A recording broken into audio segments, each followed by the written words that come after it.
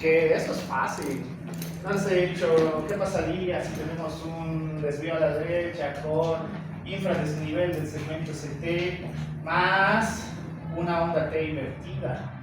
Eso ya es difícil. Lo demás era muy sencillo todas las preguntas. Y ojalá falten algunos docentes, así me toca más alumnos para preguntar. Más y más alumnos para preguntar. ¿Preguntas, dudas? Nada. Qué bien, ya pasó el momento de reflexión con el padre Ordóñez. Entonces, vamos a seguir con la hormona de crecimiento. Como habíamos visto, la hormona de crecimiento pues no solamente va a tener funciones para el crecimiento alargado, no se olviden esa parte. La hormona de crecimiento va a actuar principalmente para el crecimiento hacia lo largo, ya hacia lo largo. Pero las otras características que habíamos visto, como en la parte del músculo, en la parte de cómo actúa a nivel de la parte ósea para el alargamiento, principalmente con las células osteógenas y condrocitas, en las cuales vamos a tener mayor generación de células ante el estímulo de la growth hormone hasta el cierre de las diáfisis. Al cierre de las diáfisis ya no van a crecer. ¿Ya? Ese es un punto importante.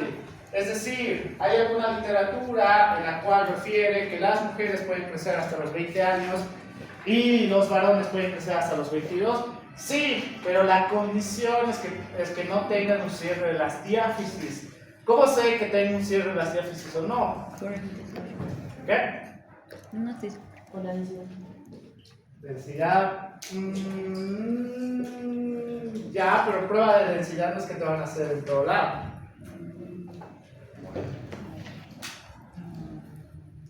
Si has tenido un alargamiento repentino y se ha detenido, es casi seguro que al momento de detenerse has tenido un cierre de las diáfisis. Es decir, si de repente ustedes medían 1,30 o 1,40 y ahora miden 1,60, de repente, en cierta etapa en la cual actúa la hormona de crecimiento, pues significa que en ese punto ha habido un cierre de la diáfisis, por eso ya no han crecido más, ¿ya? Es una manera fisiológica para interpretar que aproximadamente en qué tiempo ha tenido cierre de las diáfisis. Lo mismo los varones, que hasta los 18 años pues tienen el crecimiento alargado y de ahí existe el cierre de las diáfisis y ya no van a crecer. Ya es complicado. Con el tejido adiposo y el músculo, pues entonces, ¿qué significaría la hormona de crecimiento aparte del crecimiento alargado?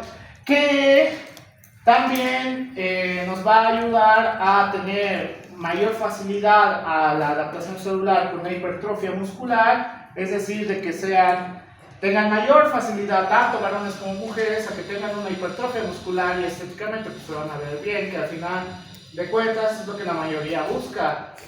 Mientras que en el caso del tejido adiposo vamos a tener una reducción en el acúmulo del tejido adiposo. Es decir, entre más joven eres, hay menor cantidad de tejido adiposo, ¿ya? Por el cual, lo mismo que les he dicho a todos mis alumnillos, cuando ustedes estaban en primer semestre, estoy seguro que físicamente eran diferentes a como están ahora. Sí.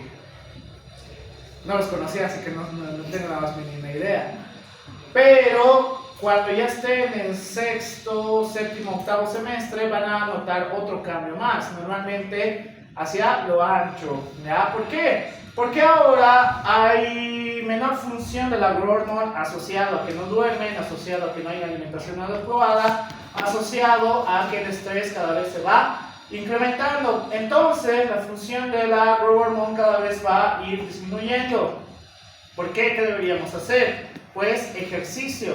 Cuando van a hacer ejercicio entre sus 15 hasta sus 22 años, vamos a tener un factor llamado epigenética, en la cual la epigenética nos va a ayudar como si fuera una memoria en nuestro organismo a través de las mismas células y las hormonas, para que cuando ustedes cumplan 30 años sea mucho más fácil tener la activación de estos factores. Es decir, con 30 años van a tener mayor capacidad de verse estéticamente mejor, a diferencia de sus colegas de la misma edad que pues les cuesta realmente bajar de peso, ¿ya? Entre mayor edad tengan, más dificultad para bajar de peso.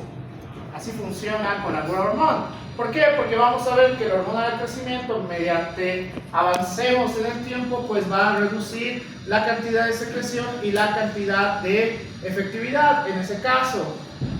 ¿Cuáles van a ser las que estimulan la secreción de la hormona del crecimiento? El descenso de la glucemia, los descensos de ácidos grasos libres en la sangre, aumento de los aminoácidos en sangre, principalmente la arginina, la inanición o el ayuno, el traumatismo, estrés y la excitación. Y uno de los principales, el ejercicio. Pero, y lo que les decía a todos mis alumnos, la growth hormone también va a estar relacionado con otros tipos de hormonas, en este caso con las hormonas gonadales, la testosterona y los estrógenos. El sueño adecuado, en la cual lleguemos a una etapa REM. ¿Saben las etapas del sueño, supongo? ¿Qué? ¿Cómo que eso no es etapas del sueño? Hay 4. ¿Cuáles? Hay 4, hay 3, hay 2, hay 1. Pero díganme las que saben.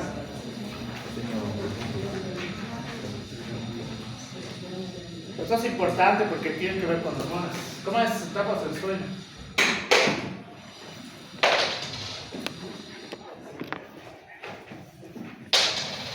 Se desarmó esto. Etapas del sueño. Javier. Javier, ¿en serio? ¿Nunca? Deberían haber llevado una en teoría.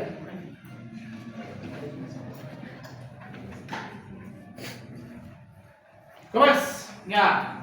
Depende de la literatura, te dice que van a haber 3 fases o 4 fases del sueño, ¿ya? Según el Guyton vamos a hablar de 3 fases del sueño. Número 1, la primera fase, que es la de la conciliación del sueño, en la cual ustedes, cuando están conciliando el sueño, pues cierran los ojos, pero todavía tienen la capacidad de escuchar todo lo que hay a su alrededor e incluso si hay luz alrededor, ¿ya?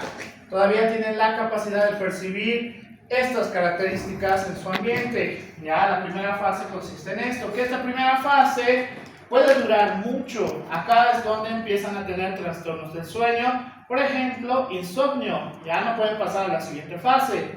Entonces, la siguiente fase vamos a llamar la fase no REM. La fase no REM.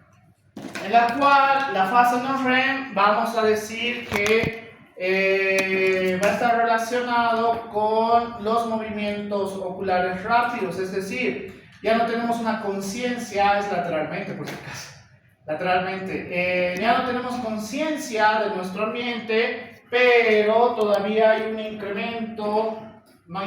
todavía hay una funcionalidad alta de toda la parte celular, ya el metabolismo, etcétera, etcétera, todavía hay una funcionalidad alta. Mientras que en la fase 3, vamos a tener la fase REM. En la fase REM, esta es la fase más importante. ¿Por qué? La fase REM es cuando ya tenemos un sueño profundo, en la cual en esta etapa podemos tener la fase de sueño o pesadillas. Ahora, esta etapa, esto es importante, la fase de no REM puede durar aproximadamente 2 horas durante todo el proceso, mientras que la fase REM dura entre 30 minutos a 45 minutos. Es decir, a lo largo de la noche, por eso tienen varios sueños. No sueñan solo una cosa, sino que lo que más consciente van a estar es su último sueño. O sea, lo último que han soñado es lo que más van a poder recordar, ya, lo que más van a poder recordar.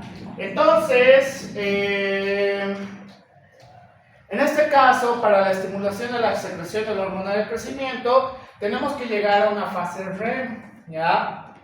Generalmente tener un descanso reparatorio, esas son las palabras que no me acordaba, descanso reparatorio, y para tener descanso reparatorio tenemos que llevar a una fase REM. Por eso te dice la literatura que tienes que cumplir un mínimo de horas para considerarse un sueño reparador y un máximo también, en la cual la literatura te dice que mínimo debería ser 6 horas y máximo 9 horas, ya algunos dicen 8 horas y media. Máximo 9 horas. Si no duermes o duermes menos de 6 horas o duermes más de 9 horas, puedes empezar a tener trastornos del sueño. ¿Qué normalmente? Sí. Insomnio. Insomnio. Luego, somnolencia durante el día. Somnolencia durante el día. ¿Por qué? ¿No has tenido sueño reparador? No pueden saltarse fases, ya no se puede saltar, es decir, como esta fase dura tanto tiempo y esta igual dura 1 hora aproximadamente, pues hasta llegar al sueño REM, pues recién vamos a poder tener un sueño reparador, ya recién. Por eso inclusive las siestas no deberían ser más allá de 1 hora. Las siestas deberían durar entre 30 minutos o 1 hora, no más de eso, porque te vas a sentir agotado, ya te vas a sentir agotado. Debería ser máximo 1 hora o el mínimo 30 minutos para tener un sueño reparador, ya. Por eso es importante saber esto relacionado con las hormonas. En el caso de la growth hormone, pues cuando eran adolescentes deberían haber dormido adecuadamente en vez de ir a fiestas, etcétera, etcétera, ¿ya? ¿Por qué? Porque afecta hormonalmente. Hormona liberadora de hormona de crecimiento, por obvias razones, la grelina también. Las partes que van a inhibir van a ser el incremento de la glucemia, incremento de los ácidos grasos libres en sangre, envejecimiento y obesidad. Estos dos ahorita voy a aclararles cómo funcionan. Hormona inhibidora de hormona de crecimiento, la somatostatina, la hormona de crecimiento exógena, lo que les decía, la anterior clase, factores de crecimiento similares a la insulina con la somatomedina. Ahora, primero les voy a hablar de la parte del envejecimiento y la obesidad.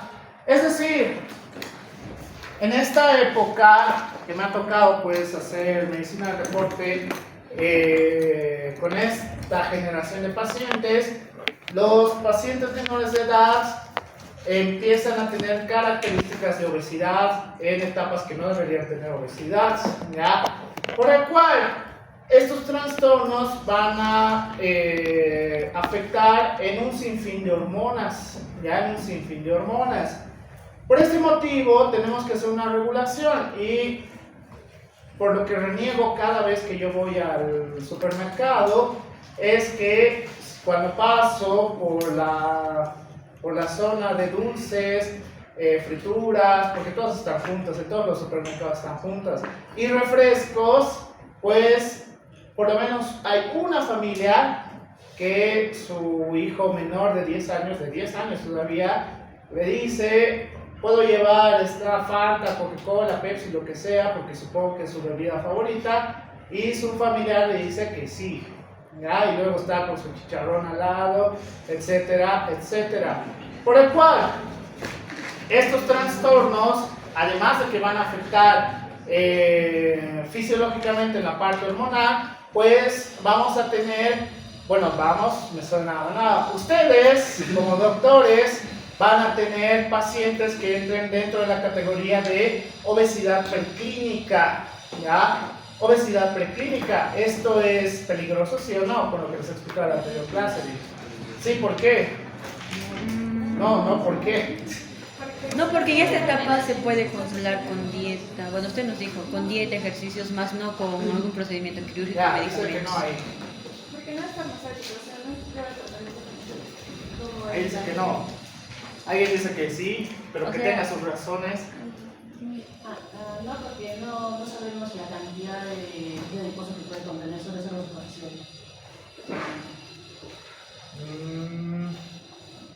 Alguien dice que sí. La respuesta es sí. ¿Por qué? Cuando tienes malos hábitos desde edades tempranas, entre más van envejeciendo, sí es bien complicado que cambien sus hábitos alimenticios cuando lo hacen desde edades tempranas, ¿ya?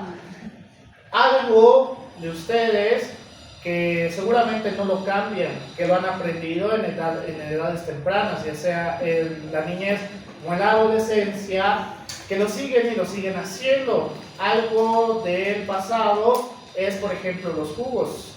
Los jugos hoy por hoy se ha visto que no es recomendable tomar jugos de frutas, Sí. porque vas a empezar a tener un incremento de tejido adiposo y te voy a etiquetar en la obesidad preclínica. Supongo que saben por qué. Hablo de eso adelante. Sí, cuando lleguemos a fisiología gastrointestinal. De antemano ya les digo, pero en esa época pues se creía que, no es que se creía, las frutas son buenas, sí, por supuesto. En la forma de jugos no, porque necesitas fibra para poder procesar toda la cantidad de fructosa que tiene el jugo. Como no puedes procesarlo directamente, es literalmente que agarres una Coca-Cola de la misma cantidad y te la tomes. Estás haciendo exactamente lo mismo. ¿Por qué? Porque es azúcar lo que estás consumiendo, ¿ya? Por eso la dieta basada en jugos de frutas no funciona. Lo van a ver ahí a la persona que está con jugos constantemente y sigue del mismo peso o aún más está incrementando de peso, y es por eso, por si acaso. Entonces la obesidad y el envejecimiento, con el envejecimiento no hay nada que hacer, ¿no? Sino que vayan aprovechando la hormona de crecimiento en las etapas adecuadas. Aquí, hormona de crecimiento exógena. Si ustedes o sus pacientes empiezan a colocar o le dan a pacientes hormona de crecimiento exógena, esto va a ser un factor contrario por el cual la hormona de crecimiento que tienen normalmente va a ser un proceso de inhibición desde la parte hipotalámica, ¿ya? Por el cual esto nos puede llevar a que tengamos nula secreción de hormona de crecimiento. Por eso la literatura te dice que la hormona de crecimiento exógena no se da a cualquier persona que solamente quiera crecer. Tiene que tener factores específicos para darle hormona de crecimiento a esas personas. No se puede dar a cualquiera. Y si se da, corre el riesgo de tener trastornos hormonales de aquí hasta que se muera. Ese es el problema. Y lo tienen que hacer solamente hay dos tipos de especialistas. El endocrinólogo con subespecialidad en hormona del crecimiento o médico del deporte con subespecialidad en hormona del crecimiento. Ya, en Bolivia creo que no hay ni uno. En Perú creo que hay uno con subespecialidad. Así que si lo hacen los otros colegas porque creen que tienen la capacidad, yo no me arriesgaría. No me arriesgaría por crecer unos centímetros, pues van a tener trastornos hormonales para siempre. Por eso tienen que hacerlo los profesionales. Yo ahora me incluyo dentro de ellos, pues en caso no tengo su especialidad en hormona de crecimiento. Entonces, vamos a poder determinar que si bien la etapa de la edad va a ser sumamente esencial, vamos a ver que hay otros factores que van a incrementar en ciertos puntos del día la hormona de crecimiento. ¿Cuáles van a ser? El ejercicio agotador y el sueño. Llegar a una fase REM, conciliar el sueño, dormir adecuadamente. El ejercicio agotador, ¿cuánto tendrían que hacer mínimo en el día para considerarse ejercicio agotador? 2 horas. 2 horas. Sí. 18 horas a la semana. Ya, está dividido. bien eso, pero para considerarse ejercicio agotador. Ah. Les he dicho, el ejercicio está bien. Lo que ustedes enseñan está ¿Cuál? bien. 3 El horas. ejercicio agotador, 3 horas. 4 horas. 4 horas al día. Depende del ejercicio, del peso que cargas. 5 horas al día. No, no es mucho, nadie te sigue. Eso es una maratón. Ya, 3 horas. 1 hora. La literatura te dice que para considerarse ejercicio agotador mínimo, tiene que ser 30 minutos con cambios en la frecuencia cardíaca. ¿Ya? Es decir, si estás haciendo 30 minutos de ejercicio y no hay cambios en la frecuencia cardíaca, no dice taquicardia, dice elevación de la frecuencia cardíaca. Es decir, si tu frecuencia cardíaca normal está en 62 y gracias al ejercicio después de los 30 minutos empieza a incrementarse en 74, 80, sigue en un rango normal, pero se ha incrementado la frecuencia cardíaca. Entonces, y aquí viene el insulto para algunos, supongo, entonces tus poderosos 5 minutos pues no se consideran ejercicio agotador, ¿ya? Porque no cumple el criterio, porque se pone triste, porque no cumple el criterio para considerarse ejercicio agotador, ¿ya? Les cambiará la frecuencia cardíaca, pero tiene que durar mínimo 30 minutos. Ya de ahí, ejercicio cardiovascular, lo que ustedes quieran, pesas inclusive a un ritmo muy alto. ¿Preguntas por lo anterior? Doctor, ¿y eso de que el sueño debería de variar entre niños y adolescentes porque los adolescentes necesitan más energía? Bueno, yo lo escuché así. ¿Cómo? O sea, dice que los adolescentes y los niños deben dormir más horas que una persona adulta. Ya, depende, ¿por qué? O sea, si el niño empieza a dormir 12 horas, no es normal. Tendría que ser más menos 1, ya, más menos 1. Si el adulto duerme 8 horas, el niño puede dormir 9 horas, no más de eso. No es que se extiendan hasta sus 12 horas como hay niños que duermen de esa manera. Tienen que tener un rango aceptable. ¿Por qué? Porque las hormonas van a actuar en ciertos picos del día. Es decir, si empiezan su día recién al mediodía, esto ya no existe por si acaso. Baja el pico en el cual va a actuar, ¿ya? Por eso necesitamos tener un hábito al momento de hacer tus cosas en el día. Eso de que les enseñen a tender su cama apenas se despiertan y demás, realmente sí funciona, porque empiezan a tener hábitos.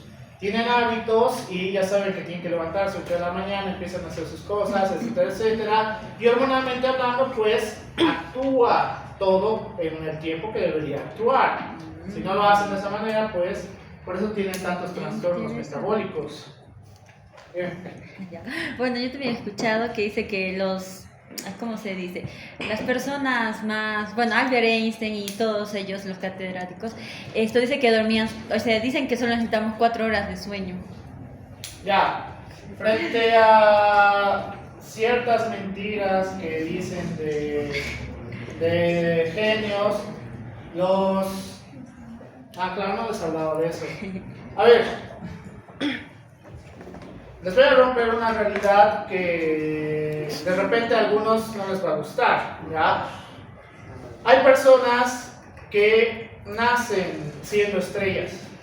Esos son características genéticas. Son netamente características genéticas. Estas personas, y hay muchos ejemplos y en medicina de deportes donde mejor manejamos este aspecto, hay personas que han nacido para triunfar en cosas específicas. Por ejemplo, Michael Jordan, LeBron James, Lionel Messi, Cristiano Ronaldo, así diga que ha sido esfuerzo, no solamente su esfuerzo, tiene genética. Michael Phelps, Tiger Woods, Albert Einstein, Nikola Tesla, todos han tenido características en las cuales, así ellos hubieran consumido Coca-Cola y chicharrón, como lo hacía Ronaldinho, porque le gustaba la fiesta, las mujeres y todo lo que marea, pero aún así era mejor que otros jugadores que realmente se esforzaban, ¿ya? Es decir, estos genios no se sabe exactamente cuál es, porque en realidad son bibliografías no autorizadas de lo que supuestamente hacían.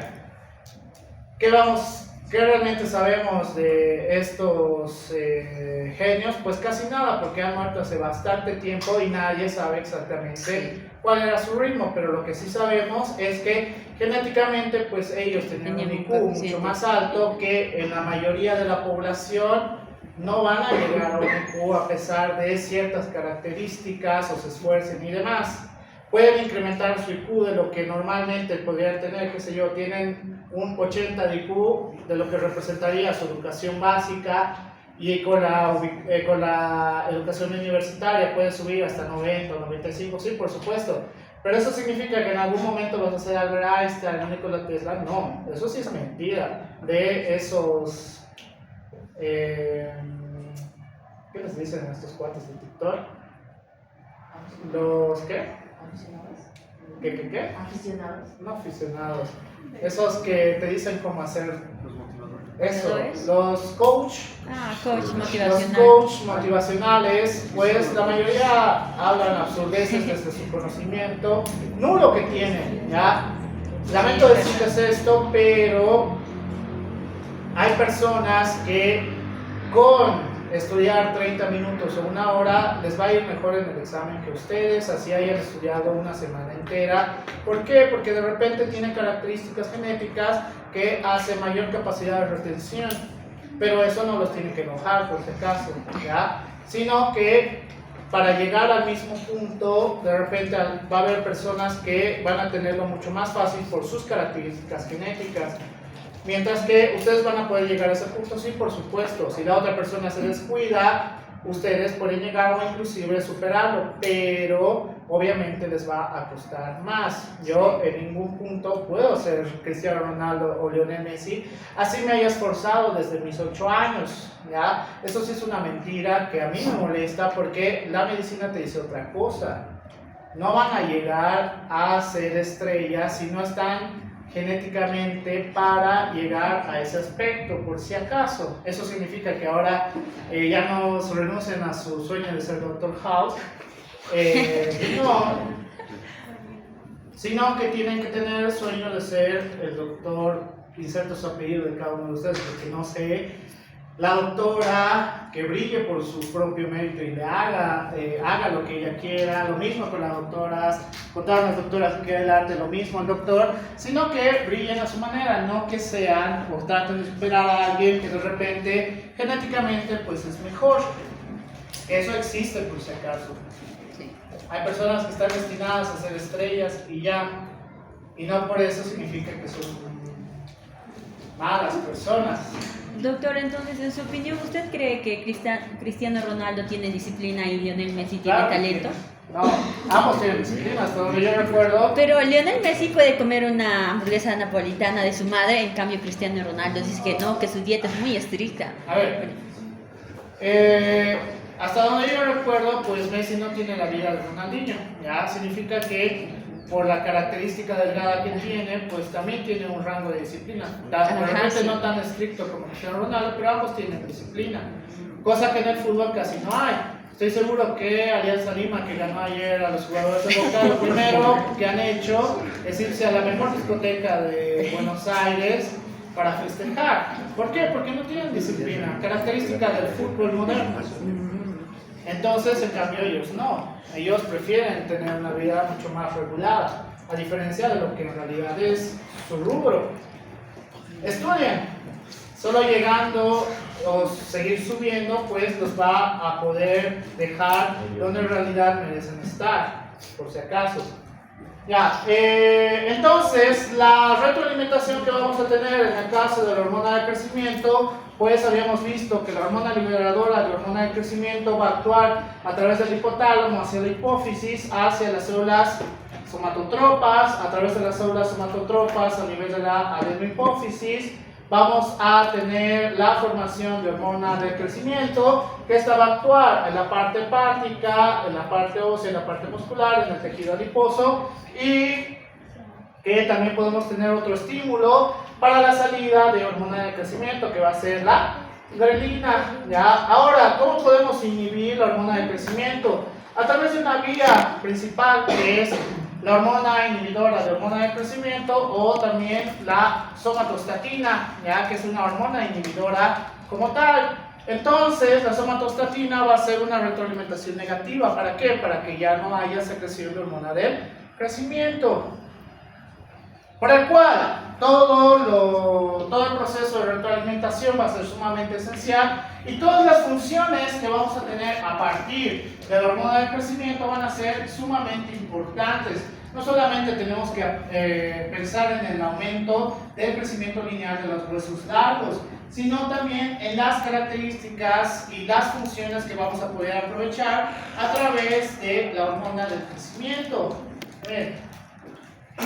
Entonces, vamos a tener diferentes alteraciones de la hormona de crecimiento. Número 1, cuando no tenemos o tenemos una inhibición de la hormona de crecimiento, ya sea por tumoraciones en la cual hay una salida de somatostatina y entonces no hay formación de hormona de crecimiento, pues esto puede llevarnos a un tipo de enanismo, ¿ya? Un tipo de enanismo en la cual está relacionado con un factor hormonal. Mientras que las alteraciones más comunes vistas por la hormona de crecimiento vamos a tomar en dos.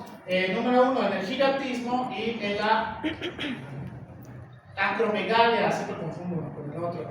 En la acromegalia, ¿ya? ¿Cuál es la diferencia entre el gigantismo y la acromegalia? El gigantismo va a tener el crecimiento de los huesos largos, y el gigantismo normalmente va a estar relacionado en la cual en la etapa de la adolescencia, que cuando es en mayor cantidad va a empezar la secreción de hormona de crecimiento, pues hay una salida desmedida de hormona de crecimiento, ¿ya? Por el cual nunca hay un cierre de las diáfisis hasta cierta edad. Pero la característica del gigante es que todos los huesos van a tener una medida similar, ¿ya? Es decir, son larguiruchos, como no se me ocurre a nadie, a menos que ubiquen a Largo de la familia de los Adams, que él tiene característica de gigante, ¿ya? Gigantismo. Mientras que la acromegalia normalmente está relacionado en las cuales empieza a tener una secreción de hormona de crecimiento en momentos que no debería haber hormona de crecimiento, es decir, más allá de la adolescencia. A partir de los 16 años empiezas a tener una liberación de hormona de crecimiento inadecuada, por el cual la característica del acromegálico es que estos van a tener los huesos de la cara, el tórax y las manos mucho más anchos. Y acá tenemos un ejemplo. Él es André el Gigante, que es un luchador muy famoso, también ha sido boxeador en Estados Unidos, ¿ya? André the Giant.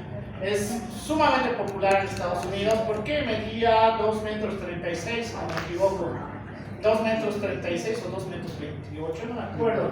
Él es Walter Tatake Quisbert, también ha sido luchador de lucha libre acá en Bolivia y también ha sido boxeador. Vean las características similares en la cara, como si la cara fuera de un monolito, ya eso dicen los libros de Bolivia. Como si fuera un monolito, es mucho más cuadrado, y además que las características del tórax son mucho más anchas, ¿ya? Y las manos también van a ser mucho más gigantes. Entonces, ¿cuál es el problema de los que tienen acromegalia? Estos pacientes tienen un incremento del metabolismo muy agresivo, por el cual a la larga van a sufrir trastornos óseos y trastornos metabólicos, principalmente relacionados con diabetes mellitus tipo 2 e hipertensión arterial sistémica, ¿ya? ¿Por qué siempre pongo el ejemplo de estos dos? Porque son dos extremos del continente, Bolivia, Estados Unidos, en los cuales pues vemos las características de una persona con acromegalia. Walter Tatake Quisbert creo que medía 2 metros 28, algo así, era enorme. Tuve el gusto de conocerlo. Es muy raro, por si acaso. En Sudamérica no es tan común tener pacientes con acromegalia. Por eso cuando Walter Tatake Quisbert falleció, la Sociedad de Anatomía del Japón ha comprado los restos de Walter Tatake Quisbert y actualmente se encuentra en el Museo de Anatomía del Japón, ¿ya? Porque allá es igual, es extraño tener acromegalia, pero les interesaba mucho la característica anatómica para poder explicar en el Museo de Anatomía pues cuáles son las características de los gigantes para ellos, ¿ya? Pero en realidad son personas con acromegalia. Es muy interesante, la acromegalia es muy rara. En el Perú no sé, no he podido averiguar cuáles serán sus ejemplos. Estoy seguro que por lo menos uno tendrán entre tanta población. Lo mismo en Argentina, pero en el lado de Sudamérica no es tan común, por si acaso. Se han visto más reportes en Europa y en Estados Unidos. Exactamente sabemos por qué no se atribuye a un tipo de gen, que tampoco saben cuál sería el gen específico, el por qué a los americanos, gringos y a los europeos pues tendrían más pacientes con Acromegalia. ¿Preguntas? Dime. En caso de que una persona no quisiera llegar a la acromegalia, o sea, una persona normal que llega, digamos, estimular la crecimiento, ¿llegaría a la acromegalia? No. O simplemente es... Buena pregunta. ¿Cuál es la característica de los acromegálicos? Pues en teoría hay un incremento de tamaño de las células somatotropas, ¿ya? Por el cual estos van a tener mayor característica para mayor liberación de hormona de crecimiento, es decir, la hormona de crecimiento se libera ante cualquier estímulo, incluso cuando comen y están en ayuno, lo que te dice lo contrario en el libro de fisiología, ¿ya? Pero en estos pacientes son trastornos fisiológicos como tal. En cambio, con hormona exógena, antes de llegar a acromegalia, pues va a llegar al fallo hepático. Ya no puedes llegar a esa cantidad. ¿Por qué? Tus células están normal. Toda la parte celular está normal. En ellos está alterada toda esta función, desde la parte del hipotálamo, hipófisis, ya sea el resto de los tejidos. Puede tolerarlo. En cambio, en una persona que tenga características normales no puede. Sería raro. Dime. En la inhibición de lo que dijo de la hormona de crecimiento, en caso de